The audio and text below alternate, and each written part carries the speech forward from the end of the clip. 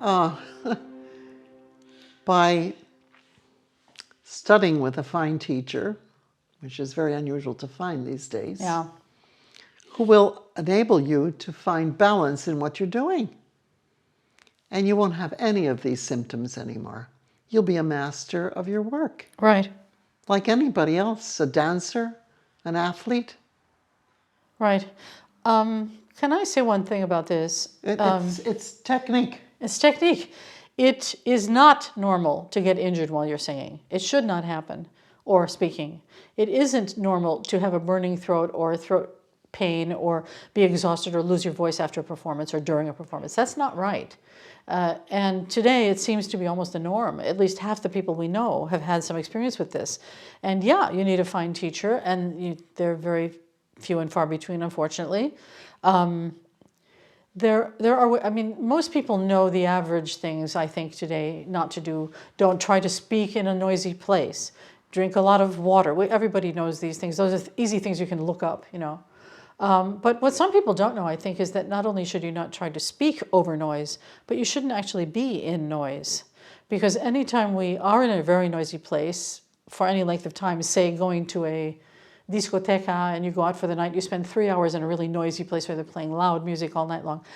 Even if you haven't said a word, all of that sound is going into your ears. We don't have earlids, and I'm not saying that to be facetious, I mean it. Our brains can start to filter out noise after a while so we don't notice it, but our ears can't. So everything goes from the ears straight to the throat. And the vocal cords are constantly in a state of reaction to all that noise, and that's really very damaging.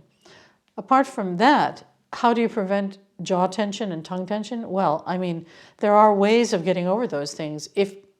To prevent it, you shouldn't acquire it in the first place. So that's how you prevent it, by learning to sing and speak in such a way that you don't use jaw tension and tongue tension. Once you've got it, if you've got it, then you have to work to eliminate it. And there are many exercises to do to get over that. The most simple one that I can think of right now, if you want to try to relax a jaw, is to say to a singer to try to think of falling asleep on a moving train, sort of abandoning the jaw. More than relax the jaw or drop the jaw, which a lot of teachers say. Dropping the jaw gives a false impression of having to do something like this, whereas what you really need to do is just abandon.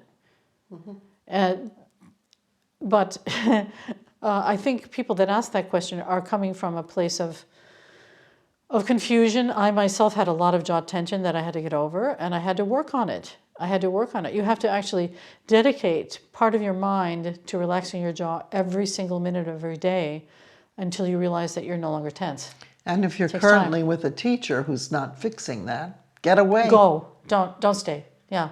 If the teacher every day keeps saying to you, yeah, you're great, but you still have jaw tension, and they're not giving you something to do to get over it. That's taken care of in the very first lesson. Yeah. Oh, yeah. You shouldn't be singing with jaw tension.